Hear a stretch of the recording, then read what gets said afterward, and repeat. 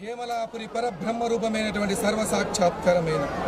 ఈ హేమలాపురి సంస్థానానికి మహారాణి అయిన యోగ దివ్య మంగళాకారమైన సకల మంత్రశాస్త్రానికి మూలమైన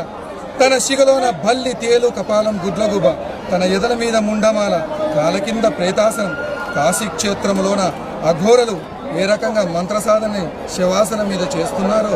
ఆ రకంగా ఈ హేమలాపురం యందున జోగులాంబాదేవి రెండవ దక్షిణ కాశీగా మంత్రసాధన చేస్తూ ఉన్నది. కామెక్యలోన యోని పూజలు ఏ రకంగా జరుగుతున్నాయో బాలబ్రహ్మేశ్వరుని ఈ భాగంలోన రేణుకాదేవికి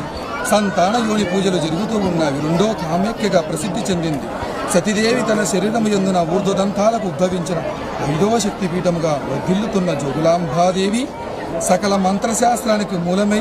ఇంద్రజాల మహేంద్రజాల మంత్ర వినోదినిగా ఉద్భవించి పాముకు కోతికి సఖ్యత గావించి ఈ సకల శాస్త్రము చేత ఒక చేత మంత్రదండం, ఒక చేత జపమాల, ఒక చేత పిడిబాకి, ఒక చేత రక్తపాత్ర, కళ్ళు చెంపలు డొక్కలు ఎదలు మొత్తము ముడతలు వన్న యుద్ధకాళికాదేవి ఎదల రొమ్ము పాలు పోతులూరి వీర బ్రహ్మేందరుని సాక్ష్యముగా ఆయన చరిత్ర ప్రకారంగా జోగులాంబాదేవికి ఎదలకు పాలుగారుతుండగా ఆమె ఒక సంతాన దేవత,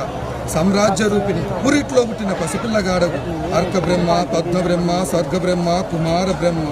తారక బ్రహ్మ, గరుడ బ్రహ్మ వెలిసి ఉండగా బ్రహ్మదేవుడు పూజలు గట్టి మోక్షం పొందిన ఈ బ్రహ్మతత్వమైన నవబ్రహ్మతత్వములో పసిబాల పురిట్లో పుట్టిన పసిపిల్లగాడైన బాలబ్రహ్మేశ్వరుని సంకకెత్తుకున్న తల్లి అంతరగాడు భూతం ప్రేతం పిశాచి గాలి ధూళి దెయ్యాలు ఏది పట్టిన ఈ హేమలాపురంలో ఉగ్రస్వరూపమైన జోగులాంబాదేవిని స్మరించుకొని సకలం సిద్ధించుకునేటువంటి ప్రతి ఒక్క భక్తుడికి ఈ వసంత పంచమి మాఘమాసంలో ఆమె పుట్టిన నక్షత్రం రోజున అందరూ ఆరాధ్యంగా పూజించుకోవడం, దర్శనం జన్మధన్యం. జై జోగులాంబ.